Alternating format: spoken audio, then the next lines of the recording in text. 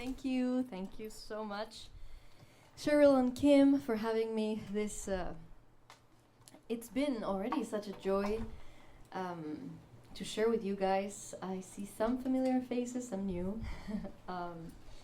but these 2 days have been like so wonderful. Like there's so much talent here and so much motivation, which is definitely the spice needed to keep going in what we do, right? Motivation and that interest, that like burning fire to keep learning and keep developing your own skills and your own gift. You all have a gift, and we should be grateful literally every day, because we're doing something extremely awesome. You know? So yeah, this concert is somewhat of a beautiful experiment and adventure, going into some of my tunes, some arrangements, some classics. We're gonna be playing for the first time with, well, actually we were talking that we had played with.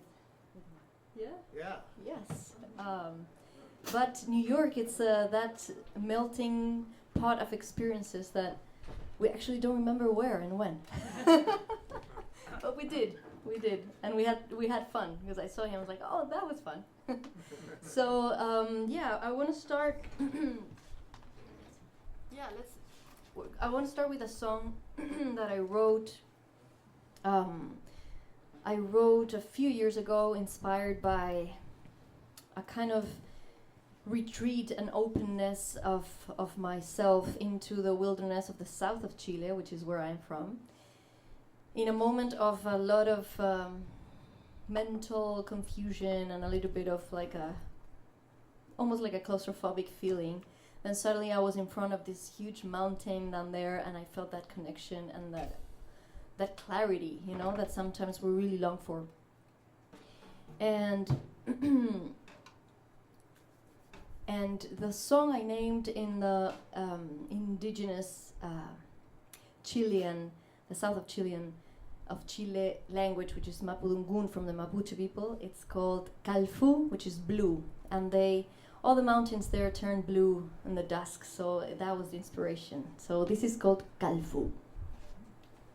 You guys let me know if you have any questions. Okay. We're obviously gonna be talking a little bit if there's any doubts. So we're riding the wave.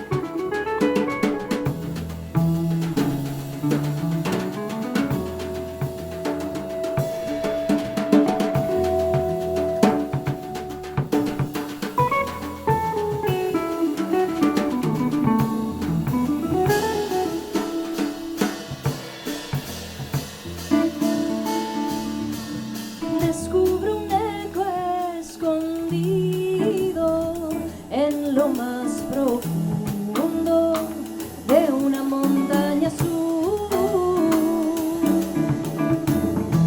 Mi sombra es la luz perfecta de los secretos del mundo en un trozo de sur.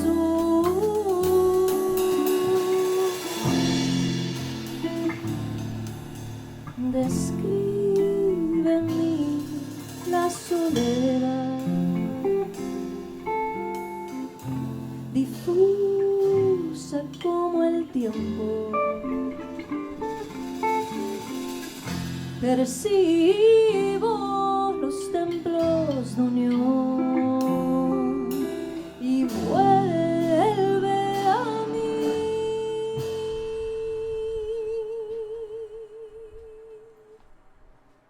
la calma.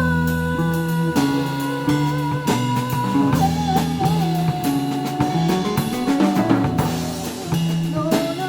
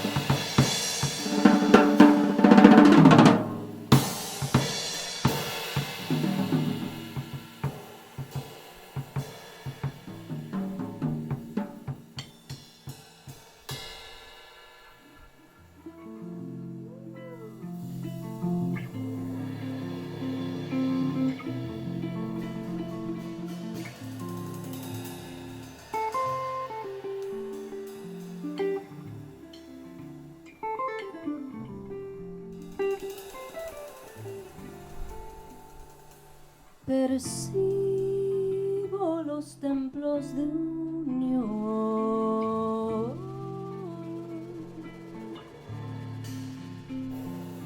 y vuelve a mí.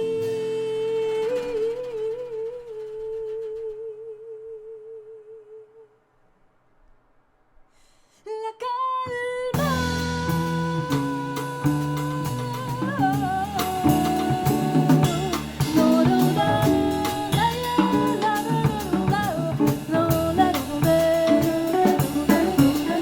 Vuelve a crecer el mar en tu piel y vuelve la calma a mi ser y vuelve la calma.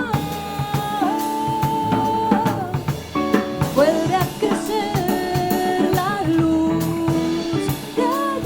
y vuelve la calma a mi ser y vuelve la calma.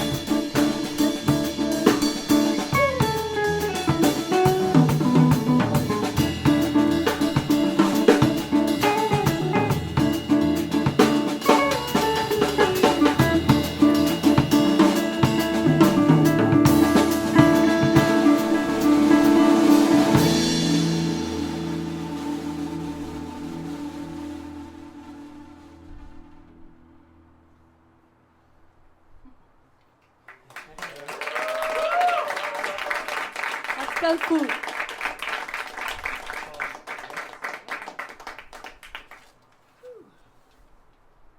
So I think we're gonna play a few tunes and then think of maybe anything you wanna share, ask, mull over, anything, so that we can create some conversation, some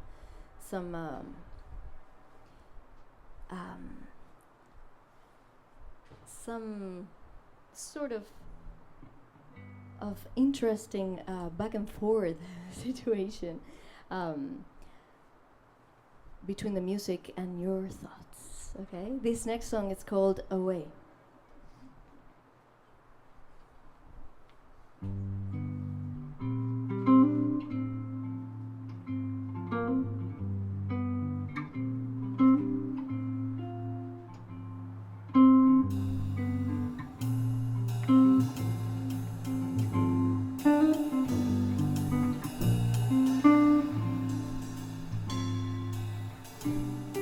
I was looking for the glow in your eyes, but a moment feels like years when you're blind, blind to see what's underneath the blue.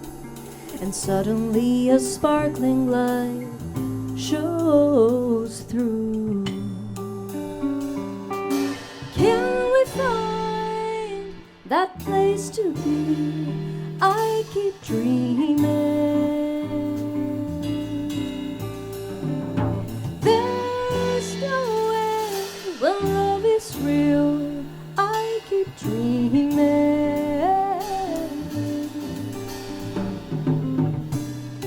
While a dark and heavy wind whips my soul, I keep thinking of your smile, now so cold and far away.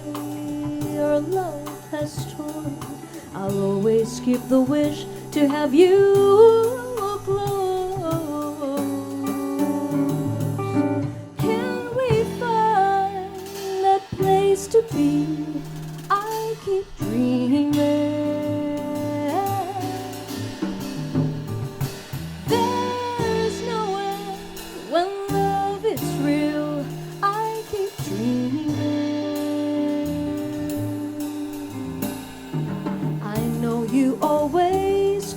tired, I know you might be feeling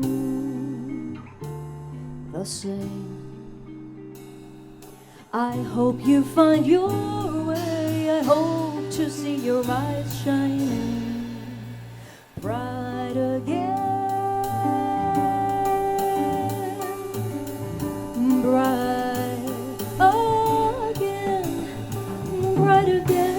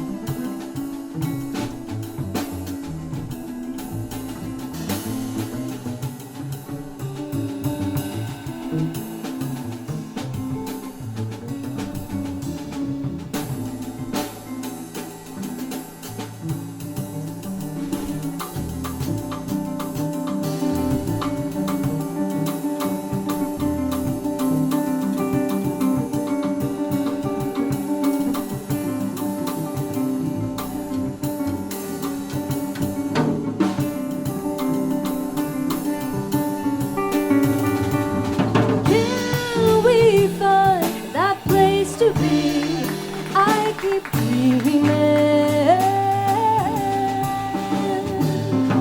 There is no end when love is real. I keep dreaming, dreaming away,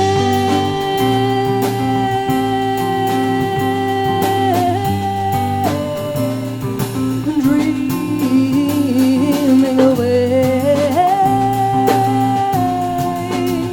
Dream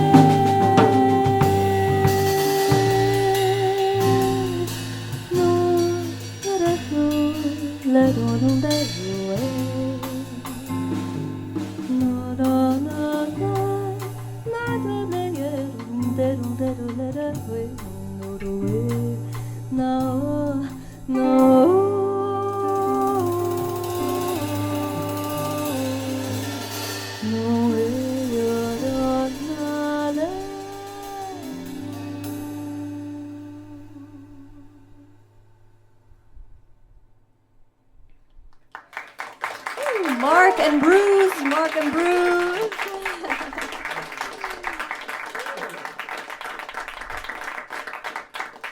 I love it. It's so wild to just jump in, reading some charts. These guys are amazing.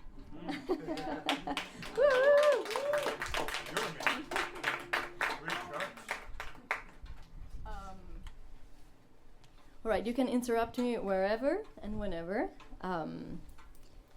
Maybe one more tune and we open up? Yeah? All right.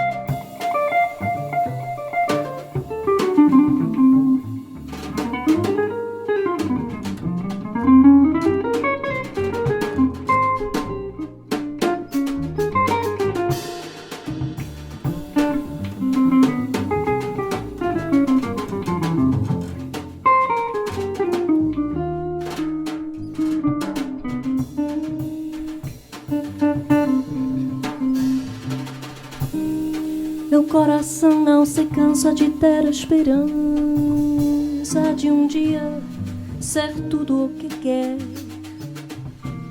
Meu coração de criança não é só a lembrança de um vulto feliz de mulher que passo por meus sonhos sem dizer adeus e fez os olhos meus um chorar mais sem fim. Meu coração vagabundo quer guardar o mundo em mim. Meu coração vagabundo quer guardar o mundo em mim. Meu coração não se cansa de ter esperança de um dia ser tudo o que quer. Meu coração de criança não é só a lembrança de um vulto feliz de mulher que passo por meus sonhos sem dizer adeus e fez os olhos meus um chorar mais sem fim. Meu coração vagabundo quer guardar o mundo em mim. Meu coração vagabundo quer guardar o mundo em mim.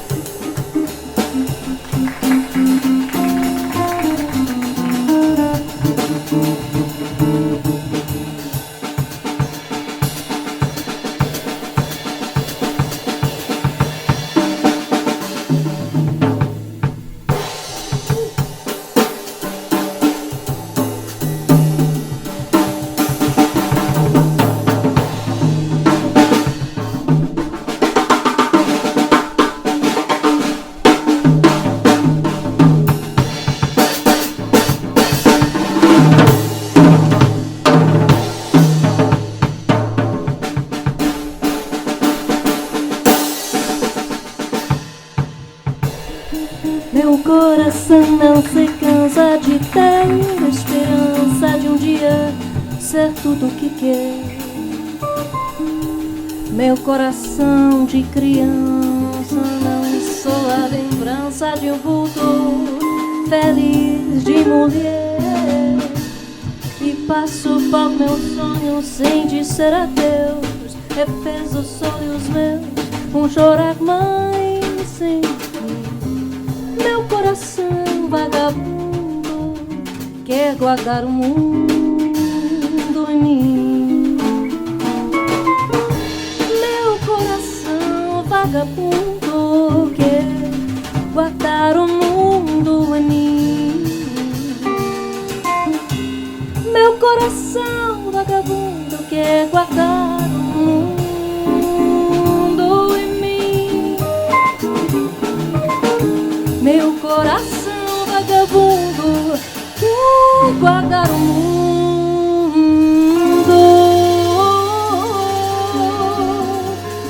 O mundo é mim.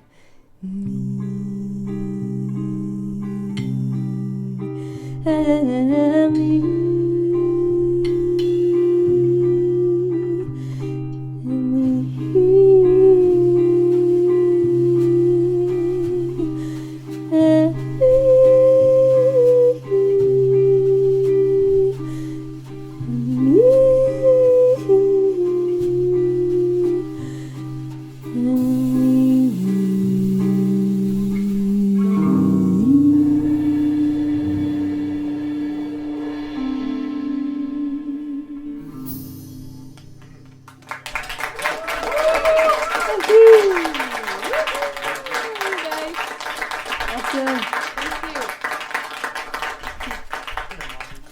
Wow, I gotta admit that it's been a while since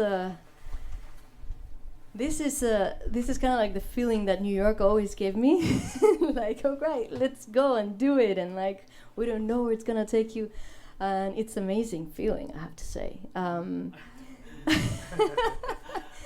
guess like we were talking with one of you guys about the idea of having a band versus, you know, like jumping into like a bandstand with like new people and like playing things that you don't know, put a chart in there, and like, you know, it's kind of a very interesting thing we do, because they're very different, right? Like the feeling that I get from like going into the like on stage with my band, it's totally different. It's not better or worse now, I realize. It's just different, you know?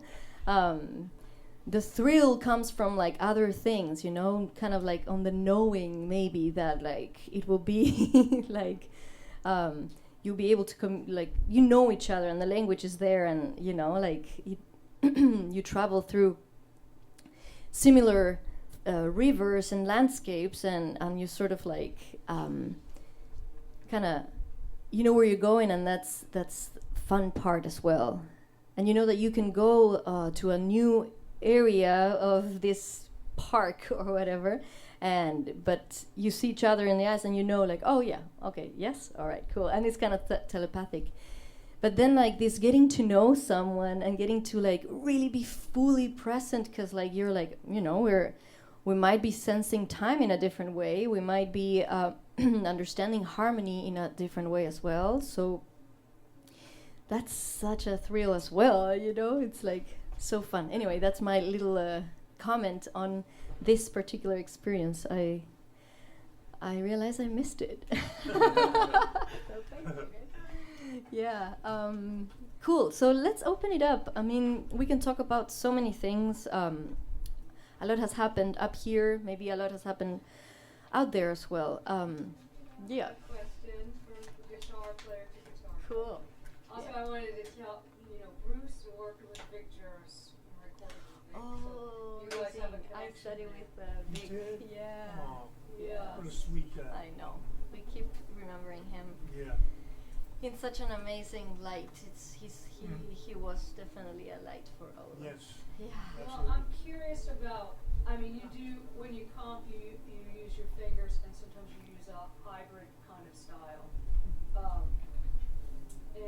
But I know Vic showed me some of his warm-ups and stuff, but you also, study, and you've obviously mastered many things. In terms of your tone, when I hear your tone, it's gorgeous, your sense of articulation and dynamic. And just, when I hear you play a note, I know it's you. So, I don't know. Also, maybe this is a side question. How do you, obviously you have to work so hard to do what you do, right? And your understanding of harmony and getting around the instrument, and you're a master of that. So, maybe that's a kind of separate question, like how you divide your time, or if you think about it as divided time. But I just was just curious about your things that you have worked on in terms of developing your tone and your right hand and left hand, actually. And we want to know your secrets. Do we have it's all guitar players? No. Oh, there's many others too. Okay, cool. So I'll talk definitely in guitar terms, but I guess a lot of what I'm about to say might be could apply to all of your instruments. So I think one kind of motto that has accompanied me since the very beginning almost is that idea or that feeling that I understood it as a personal desire, but it could be that like maybe a lot of us kind of have that little thing where like I wanted the guitar to sing. Like I really wanted that. At the very beginning I had, like for all guitarists, like we know that like this instrument it's quite labyrinthic, like there's very kind of non-intuitive things about it, like the piano, you go up and you go up, right? Here you go up and then sometimes you need to do this, which is like it's weird. It's a weird instrument, but it's amazing to figure it out and like kind of decodify it. But I guess my point at the very beginning was that I felt very encapsulated in like, cells and shapes, which I still look at it in a very shapy way.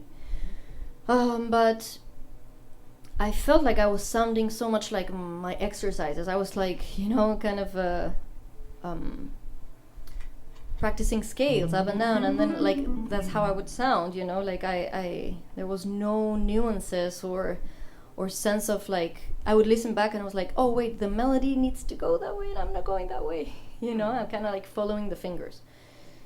So I think melodically it was first like that realization that like, okay, I want to really try to incorporate as much as like the intuitive melodic movement that I hear already, like listening to music, we all listen to music, so we have a lot of like an encyclopedia inside of us, so try to learn like the melodies and how I was singing stuff, like I would practice like standards, right? And then it would be I wanna check how I'm phrasing this song, like with the voice, what comes out naturally. My romance doesn't have to have a moon in the sky. So yeah, already there, like I kind of like, okay, there is some sort of like, it's not like the real book version, you know. Okay, so I am gonna get out of that because like, you know, it just doesn't work. So like if you start listening to singers, and if you're a singer like you, I feel like just starting to connect that with your guitar playing, it starts really to embellish all the expression, you know. Like instead of that, I would like alright, I already hear like something that kind of maybe it's attacked from below. So like, okay, immediately gave me like a new sense of expression, you know. And then when it comes to phrasing, these are all like little nuances of like embellishments and everything. But what about like phrasing? My romance doesn't. There was a weight there, you know. My.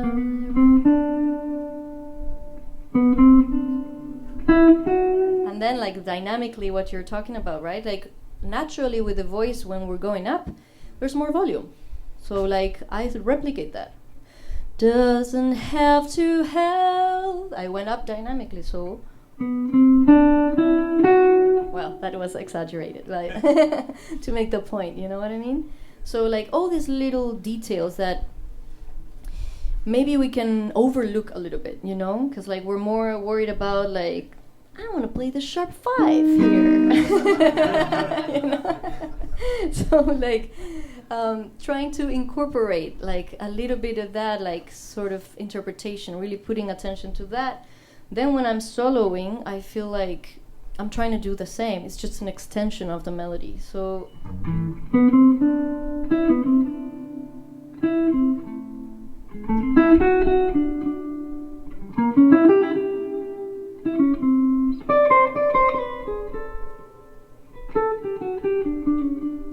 and I'm trying to like really like go with the what I would like to sing even, you know.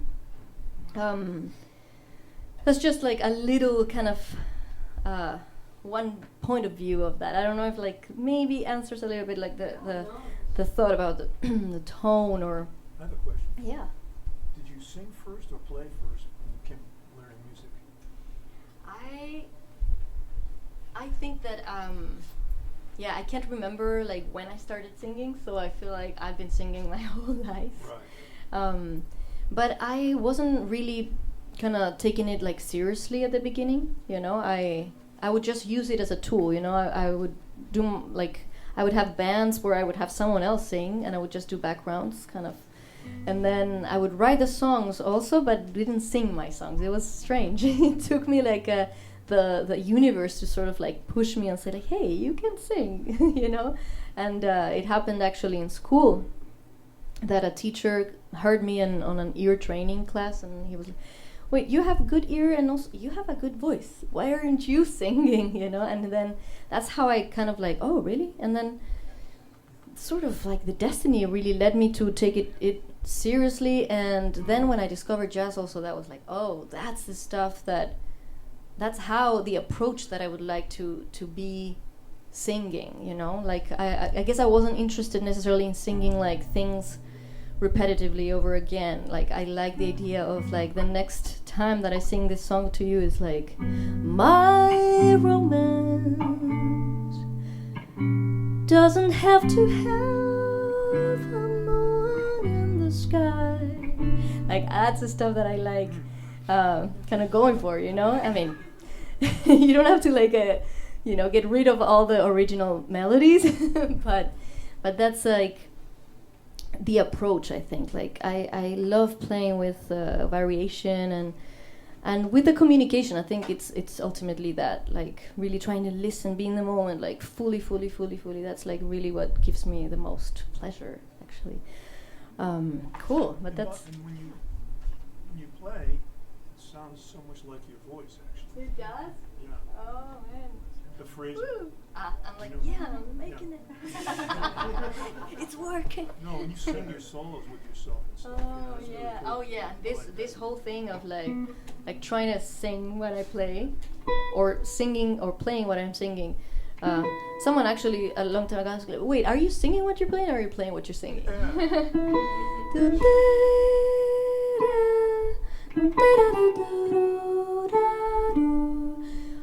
When I'm now doing this, I realize that like I did hear before I heard this interval. I heard it in my head. But at the same time, I have to be honest that like sometimes like I'm like, okay, this is a D7 and I want to play the sharp 11. Let's go. And I'm like, and the guitar would kind of like, you know, help me there.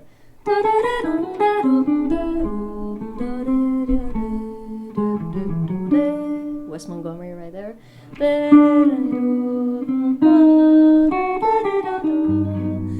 And sharp 5, it's maybe not so much, you know, like if I would be without the guitar, I would maybe like, let's see if I can get it, you know. But so it is definitely like a feedback, you know, like they both, I say like the guitar informs the voice and the voice informs the guitar. And it's like endless learning, and that's why I really love the combination, because I can keep exploring for the rest of my life, basically. Cool, awesome. Any more questions? Yep.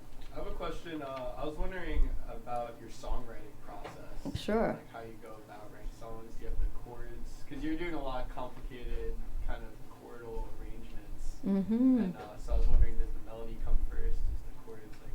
Yeah. Great question. I would say that each song kind of maybe has its own sort of like way of coming into the world. The very first one, that is sort of like kind of pedally, right? Like it's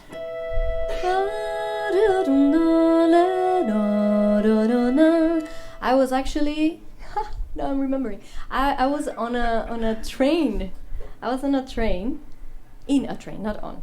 I always mess up like the prepositions they're called. You could say on. Yeah, on a train. I was on a train, and then this song really came, and so I was away from the guitar. So like it's a very, very, very I would say it's melodically oriented, right? Like basically it's just that chord, that sus thing going on.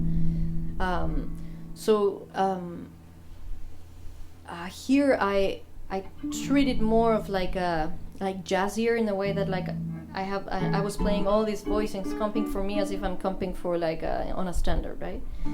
But then the answer to that song is that like the melody definitely, I think I might have given myself like, I was on the computer, so I gave myself like the chord, and then I started recording it. Oh, and I actually, it's funny because I was sitting with a stranger, and that melody hit me, and I'm like, and I have the memo voice. It's like me trying to not like disturb the whole thing, but like I need to catch this melody. And I remember myself doing that. It was so funny, and I have that memo voice. But in the case of this other tune, like the more, I guess, guitaristically oriented, this came to me, you know, like I started messing around with those chords before I even got the melody. And actually it's kind of awesome, because I've told some of you, but like I had a writer's block, like a long one. And I think it was mainly caused by the fact that like I was learning so much music, and I was learning from the greats, and like, you know, every time I would like try to write a song, I was like, oh no, there's no way I'm gonna write a song like Duke Ellington, or there's no way I'm gonna write like Stephen Sondheim, so you know. And so I kept like boom boom thinking, and then this came, and I was like, for a moment I was like, this is too folky, and I'm like, wait, I love that, like, and I started like kind of almost like fighting with my own like self-judgment, you know. And I kept going, and it's like, I was looking for the glow in your eyes, and all this part sort of came in a conjunction way, you know, moving the chords and sort of following like my intuition with the voice. I would say that this particular song, it's a very kind of like both at the same time, yeah, harmony and melody. La da di da da da la da la da da da la da da It's all very kind of like playing with the chromatisms here and like adjusting sort of the harmonies to like fit also the melody that was coming intuitively. But then also I've mentioned I've done some songs where like maybe we'll play that one now, where I just like kind of break the ice or the creative silence by just picking up like a pedal, and I just go with the flow. I record myself and I go in there with the idea of improvising, but with the idea of also like thinking how could a song sound if I created it on the spot. So with basically it's that level of commitment to a melody. Like I'm not just gonna go like la la la la la. No, I'm like I want to make a verse out of this improvisation, you know, and that's where like both worlds meet too, right? Improvisation and and composition. So I did like la la la la da ya da da la da da la la do na da da da la do la da da na na. And that became a song, well, the beginning of a song that like, you know, ended up becoming like one of my favorite songs that like I've written, you know. I just decided to see what was the connection between the bottom and the top line, and then just harmonize it, you know. See, like in this case it made sense for me to stay in G flat, you know, and I just started moving like inner voices. Vine a dibujarte flores en tu piel y vi cómo nace el río. Me dejaste abrazar tus alas sin miedo y me fui volando contigo. That's the verse. And I guess to maybe leave you with something that could help you is that the fact that like whenever you go into with like something that you know, it's easier to start the creative process, right? Like, okay, I'm just gonna make a song over this color. And then all the things that you can do after are infinite, you know? Like, you could like reharmonize it, you know? Vine a dibujarte flores en tu piel y vi cómo nace el río. You see, you can like do all sorts of things. Like, you don't have to stay in that G flat, but at least melodically, it's you know, kind of like an ignition. Do you want to play that song? It's Parabola. Parabola. Oh, you mean the one at the end? This one? Yeah. Okay. You want to hear a song? Yeah? Yes. All right, cool. Let me see if there's anything here. This one? Yeah. Okay. I feel it's kind of like here. Okay.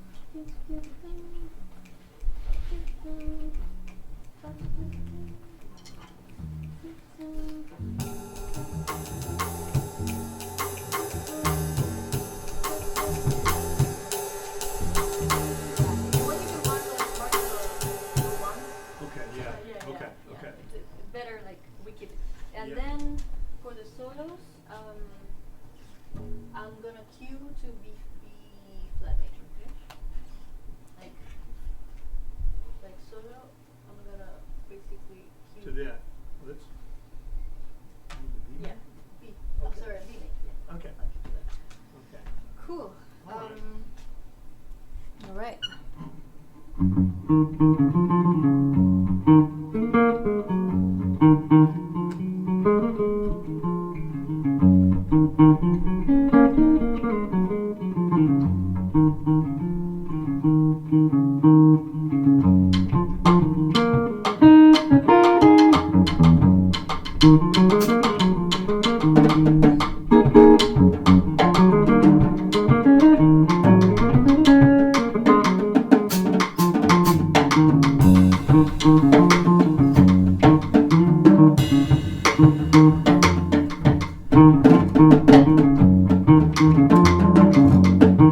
Vine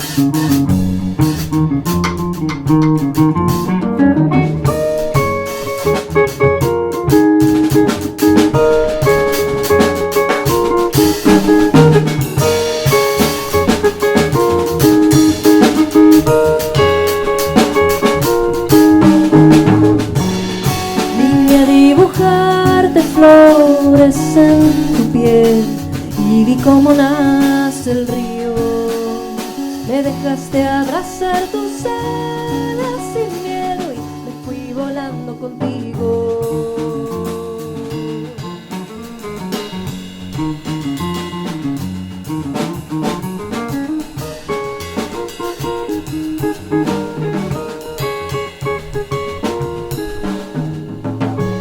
Un nudo se deshace cada vez que vuelvo a imaginar ese instante. Tu sombra se hace pequeña, a contraluz tu vuelo renace.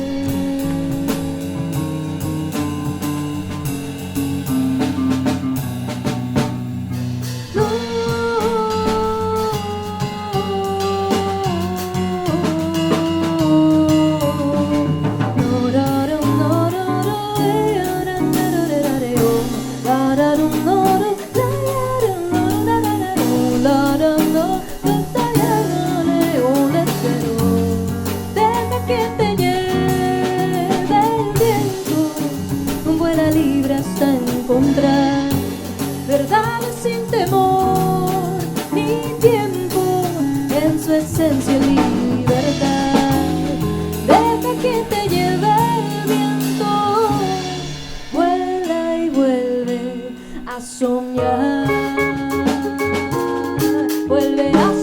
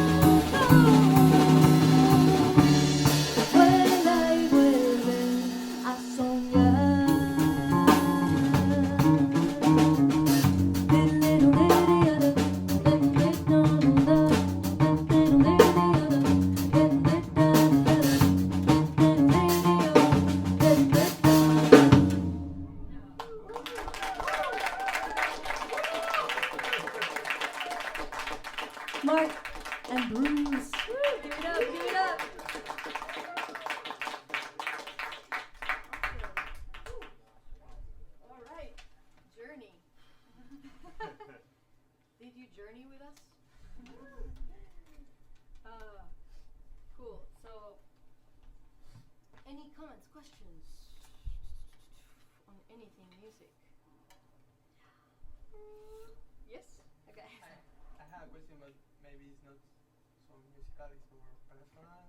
But like being a professional musician in a high level, like, it takes a lot of hours and effort, but I wonder, like, if you like, what is your process with taking care also with your like mental health and like more wide thing, and if you have any thoughts on that, because I think what we play, it's influenced by how we feel. Totally. And how to do that balance. Yeah, that's really important to talk about this stuff too, you know. So I think I've personally gone through like many stages, you know. Some of them are kind of processes that I am experiencing emotionally or in a certain moments of my life where, like, you know, there is a moment, I don't know how old are you guys, but like at least for me there was a moment in my 20s, like close to my 30s, where I think it's they call it like either the Jupiter return or something, or Saturn. But like right at 27, I was like I completely like kind of departed and started questioning like so many things, which was really, it was brutal at that moment, you know, because like all my kind of structures started like crumbling down, you know, anything from relationship to like, I had finished school not long ago. I started school like in New York later than you guys, so I kind of started questioning everything, and there was like a huge, I mean that whole moment I remember taking like a huge emotional toll, you know, like I was kind of not able to be so functional at moments, you know, like I don't know if that was called depression, but like definitely it felt depressed, you know, like, and then, but from those moments, like I realized I sort of started like really like to connect with music in a different way, you know, like when you're in school, it's so much like the grind, you know, like you have to, you know, get the assignment, then you have to go and play this gig, and then you have to go like and get to the ensemble. Oh, I forgot to bring the thing, you know, it's always like do, and then once those things are released and then you're finally like in front of yourself, and that path you chose, at least for me, was like super, like it took me to all the places, and one of the things that I discovered from all that is like basically I reconnected with the music and the things that really moved me, you know. Also there's a lot of moments that like you kind of start checking out everything that everybody tells you to check out, and then like I sort of like started like detouring from what I loved and what I was moved by. So I started reconnecting with that, and my personal process of writing songs started really like flourishing, because I connected my music making with an actual need of expression. Not because I just want to be a musician and it's cool. No, it's like I needed to sit down and play this instrument and make sounds and go through certain emotions and certain things like through music. That's the only way that like I am able to like kind of, honestly, it's like heal myself. So like I started like connecting and realizing that music was like a healing process for me. And when I discovered that, like, I didn't detach my doing from the making of music with myself, you know. It became like I am music all the time, you know. Like, I'm not making music, I am constantly in touch with that expression. And then I guess like the other answers to those questions is also to realize that at the same time we need to find places and moments to like, you know, relax the mind. Like, the mind is like the possible, like, kind of not enemy, but like it could go against your wishes, you know. Like, if you feed certain thoughts, if you give time and space for certain feelings to like grow, like, it really, like, they will grow. So like, the more attention you put and the more space you put to positive thoughts and to envision, that's another thing. Moments to really envision, like, what would you like to do? What would you like to sound like? Where would you like to play? All these things are positive, and you should spend time, like, in the quietness of, you know, before going to bed or something. Like, instead of thinking, you know, like, oh, today was so shitty or whatever, you know, like, think of like, man, like, okay, you know, like, I want to play in that place. And imagine yourself going on the stage of that place, and how would you sound, and envision it and create that in your mind. And that goes to like every little step of the way, you know, like. But needless to say, we all need a parallel activity. Like, yoga for me, like, literally saved my life. For you too, I can tell. Yoga.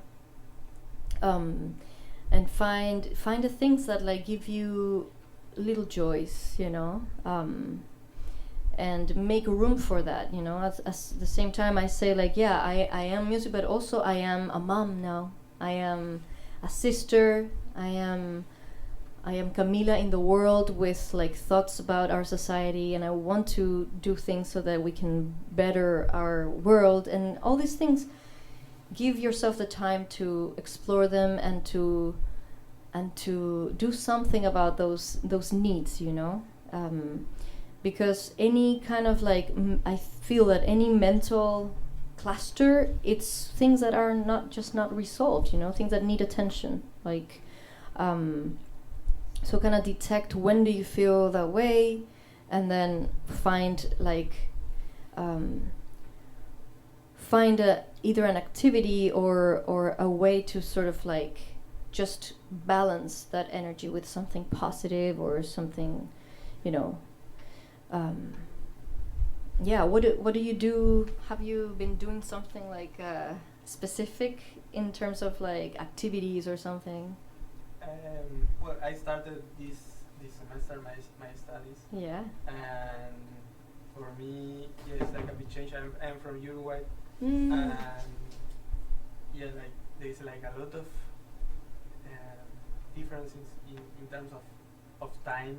Yeah. And yeah, I am trying to find a space to be like more connected with myself. Mm-hmm. But at the same time, there are a lot of things that I have to do, and like it's a little overwhelming.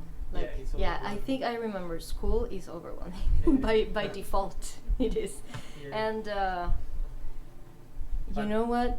I mean, you might love all your classes, but maybe you don't. There are some classes that you don't care so much.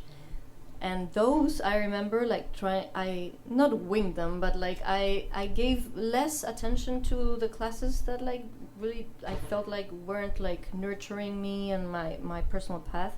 Because it is a lot, and they have to have a curriculum that like gives you everything they can in this span of time, you know. But you know, it's almost impossible to like digest it all at this moment. I have like from the new school, I have like these towers of like papers and stuff that like, you know, I've been like slowly like wait, that teacher was cool. Let me go back, and I take like, oh man, like how come? Like and then I'm revisiting some stuff because there was no way that I could digest everything at the same time. Yeah, for me, it happens that, for example, I am studying with a professor that I have listened for many years. Yeah. I love her. It's like amazing. And I think like, oh, if I were in Uruguay, or I will study like 5 hours per day for her. Yeah. And here is not possible. So yeah, I am dealing with accepting that. Right. Yeah. Yeah. It's hard to take it easy. I know, like I will tell you, take it easy, but it's kind of hard. But maybe know that like some things will be less developed at this point, and then you can go back later, like you guys are young, just try to really take advantage of the time, exactly as you said, like okay, you have an hour with that person that you like you admire, and like really take out be focused and take out the best out of that, because like those things that move you, are the things that make you grow, and that are the things that will shape your voice also as a musician.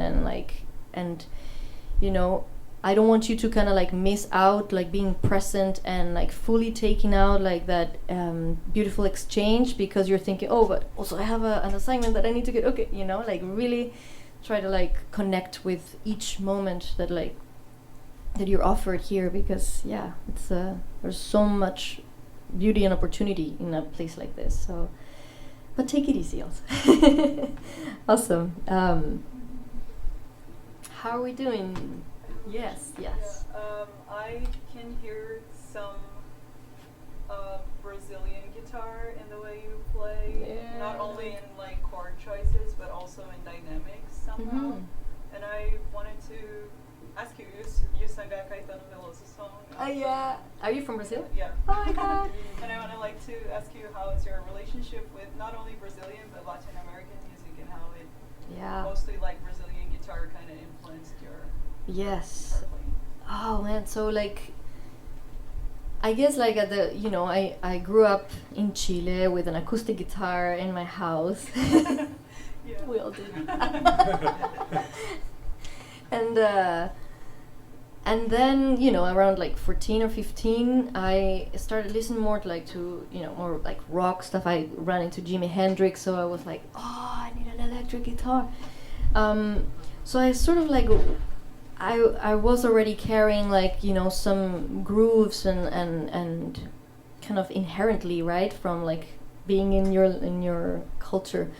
But then once I got to jazz, right, like I went through the electric guitar into rock, into like more soul stuff, and then the chords, I loved the sophistication, and then I got to jazz and the improvisation and everything. And honestly, like I definitely had heard like Brazilian music, but like somehow, but it was more through jazz that like I kind of, this whole world of Brazilian music opened up, right? Because as you all may know, like jazz, there was this crossover between like Brazil and United States in the 40s, 50s and 60s, and they were kind of cross-pollinating each other, and like the way that Brazilian musicians were kind of treating harmony and incorporating with their own rhythms, like that caught so much my attention, because like at the same time I felt more at home with those grooves, right? But it had that beautiful harmonic richness. So for me it was like, oh man, yeah, this is it, So I started learning like definitely bossa nova. So I loved all the Elis Regina, Tom Jobim crew, like they're in my heart forever. And then from there you also start like digging, and like there's people that like kind of come from that but also like explore beyond, and like Milton Nascimento and his stuff with Wayne Shorter, like there's this crazy like world between these two worlds, right?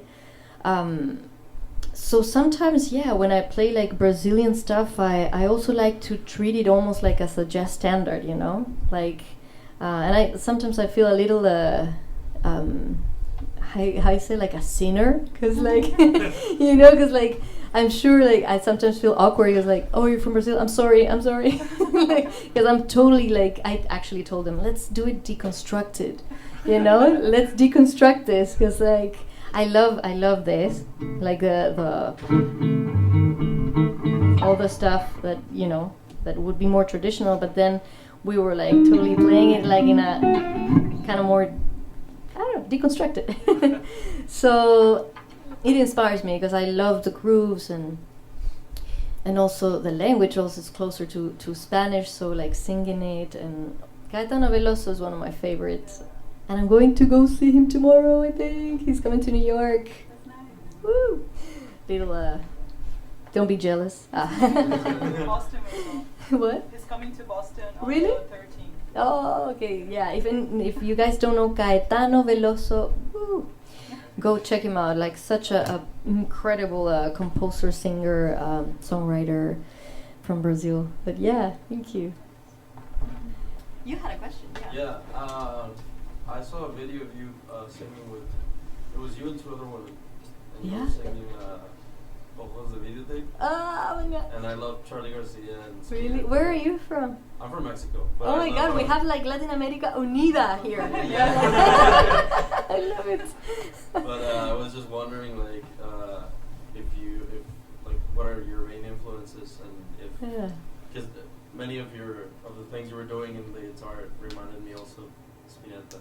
Yes. Because of the like, Spinetta. also it has like a progressive feel to it. Totally. Because Wow. of the, I don't know, it just, Yeah. it makes sense if you know. What Yeah, the amazing artist is. question. Yeah, we're gonna get like geeky Latin American like rock slash, you know, progressive jazzy stuff that is like kind of obscure, and at the same time for us it's not so much. But like, you know, whenever like I you know, with talking with Americans, I don't think they know much like about Spinetta. Spinetta is a composer, I mean a guitarist, songwriter from Argentina that was writing like so crazy. He was writing like super definitely influenced by jazz, you know. How do you spell that? Spinetta, it's kind of like an Italian last name. Okay. And yeah, if you, it's Spinetta.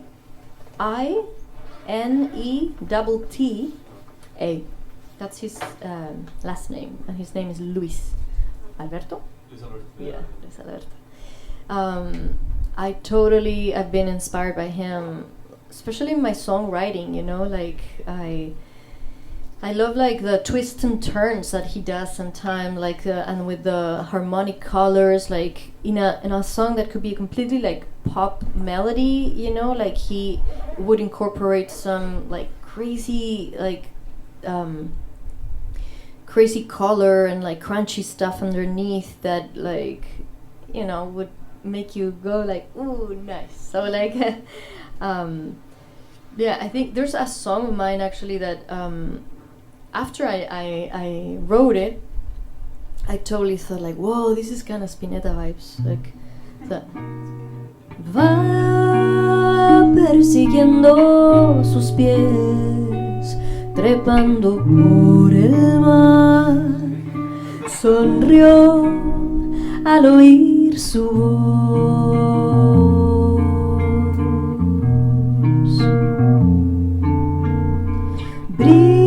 Brilla una estela de luz, naranja en el verdor, jugando a seguir el sol, a seguir el sol. What? There you go. Que ya se fue de aquí y ya volverá en una canción.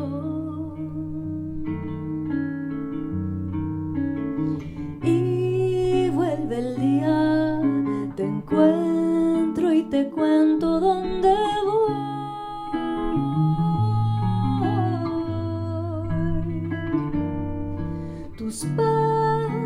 se alargan, dejo ya de escuchar tu voz.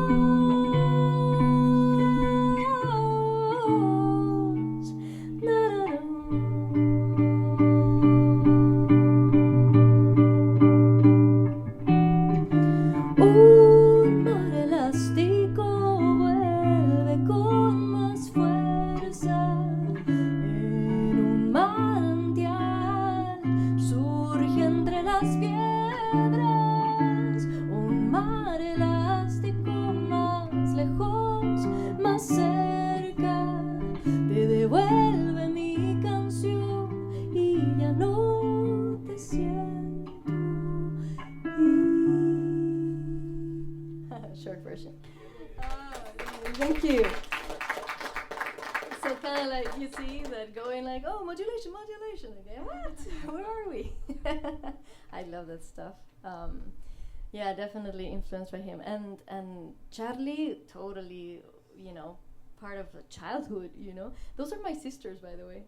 Like in that video, I posted a video recently on Instagram. I'm singing with my sisters, which we've never done. I mean, we do it like in the privacy of our house, but like we said like, okay, let's make a video. They're both singer-songwriters as well. Very different. Like my young sister is like it's like reggaeton. You guys know reggaeton? Yeah. Maybe like here in America, I don't know if they know that. Which like, man, like you gotta show me like really the cool stuff for me to like listen to it. But my sister actually does cool stuff for reggaeton. So like those are artists that like, okay, I can go that way. And then my older sister, she's like into more like folk stuff. But then like we did this video and it was so cool because like kind of like all these different worlds and our childhood and everything kind of reunited there. So that was cool. That's cool that you saw it. Are your parents musicians too? Yeah. Well, my dad, my mom says she doesn't sing, but then ultimately, like lately, I've been listening to her, and she does sing. She's more shy, but my dad actually studied classical music and composition, and then just let it go for first philosophy and then journalism. So I'm a daughter of two journalists. Yeah, that's a good point. They are communicators. Musical journalist. Yeah. Awesome. How are we doing in time? We're good? You know, we have about a half an hour. You Cool. can play some more. Let's play some music. Thank you for the great question. Let's see. Oh. What else do we have? This one? This one?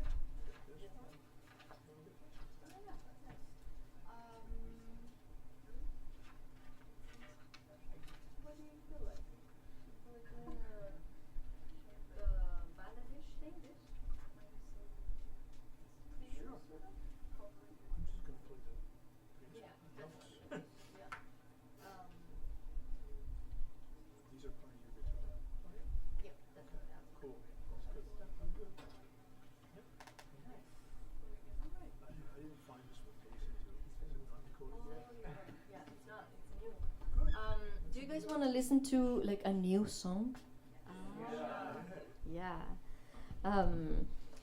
So this is going to be part of my next album, which I wrote most of it in the span of 8 months, and that's very rare in my life. I usually take way more, like years and years, to write an hour of music, but most of this was like a commission to a place in New York called the Jazz Gallery. And it was so amazing to be in that situation where like I had to come up with new music in this limited amount of time.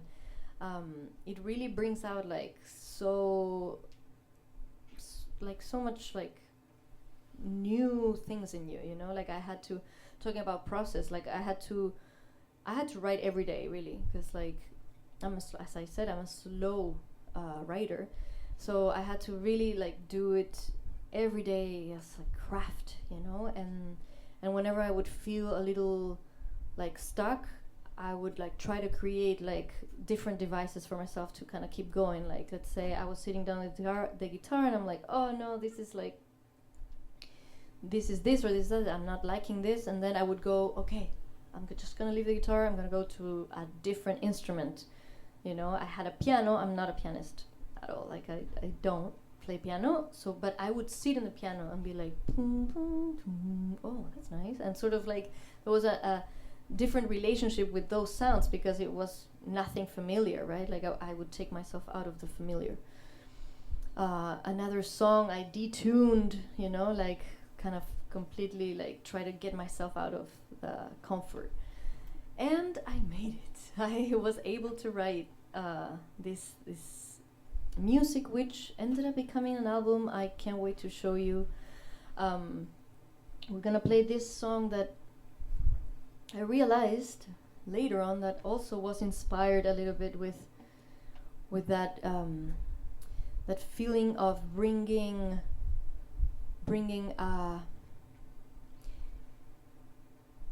transforming like our energy, not only as in a personal way but as a society, into a more like giving, like a mother kind of archetype, and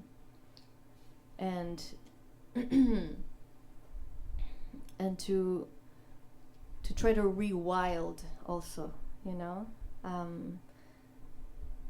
to bring back like all what it's destroyed or dead, or you know, like to bring that energy so that like we can resurge as a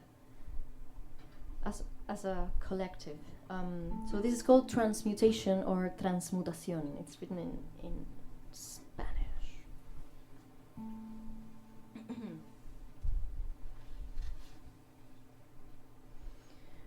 ¿Cómo pensar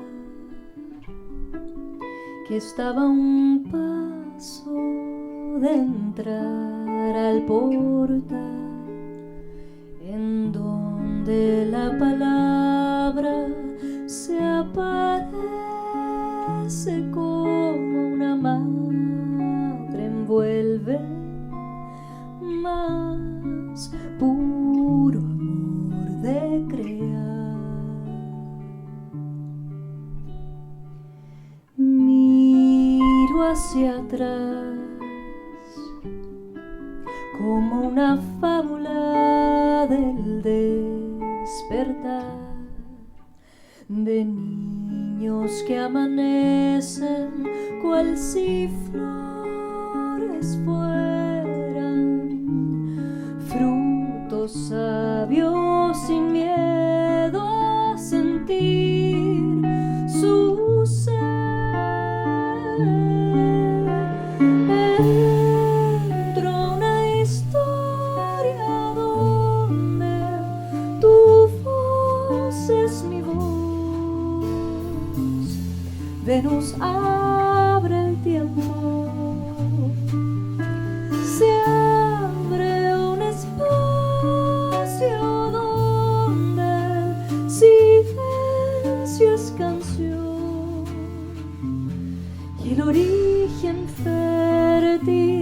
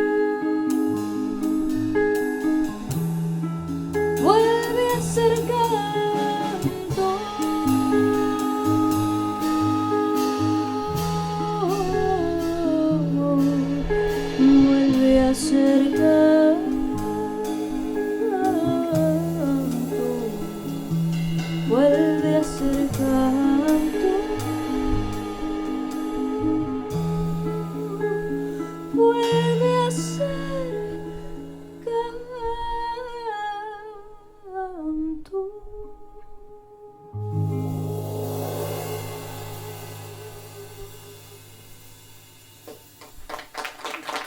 Thank you so much. Thank you,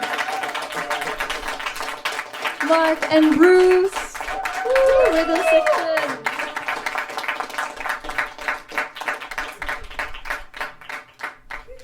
All right, that was transmutación. Transmutación. I'm sorry, maybe That's it's not all right. a great chart. Oh, nurture. Good. One more? Yes.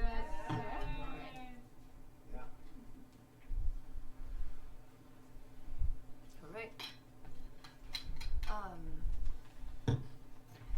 Okay, we're gonna jump into one of the hardest ones.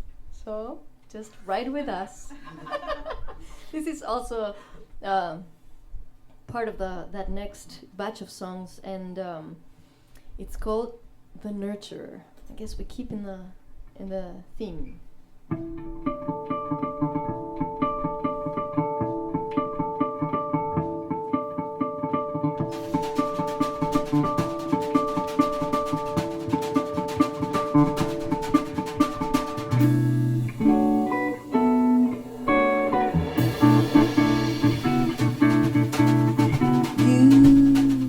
The moment while I was away to bloom a desert in my heart again, the endless riches that we all once held. I noticed the pattern, the growth is grander that we could have found when all we offer is our selfless love. Then our words are like a golden glow.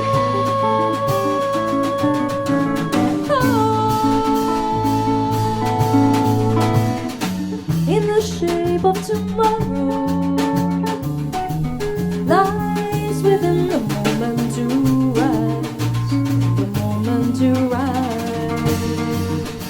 In the shade of tomorrow we hold beneath the portal to find, the portal to find, to find.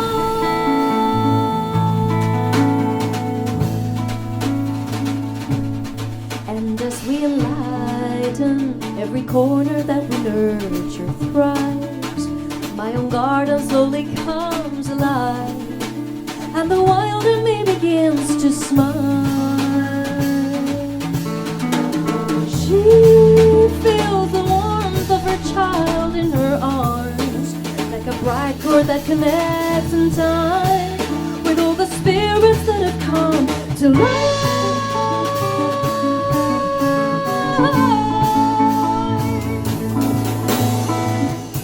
In the shape of tomorrow lies within the moment to rise, the moment to rise. In the shade of tomorrow we hold beneath the portal to find, the portal to find.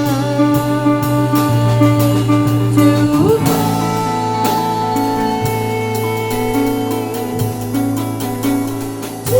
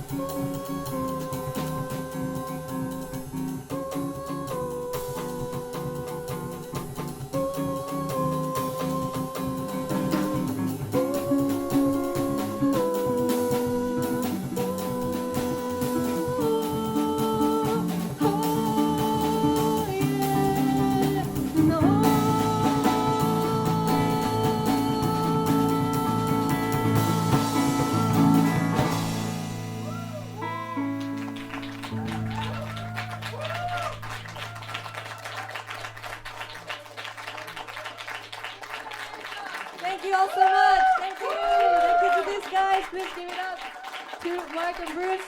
Thank you, Cheryl. Thank you, Kim, for having me. And thank you all. It's been such a beautiful, beautiful residence. Thank you.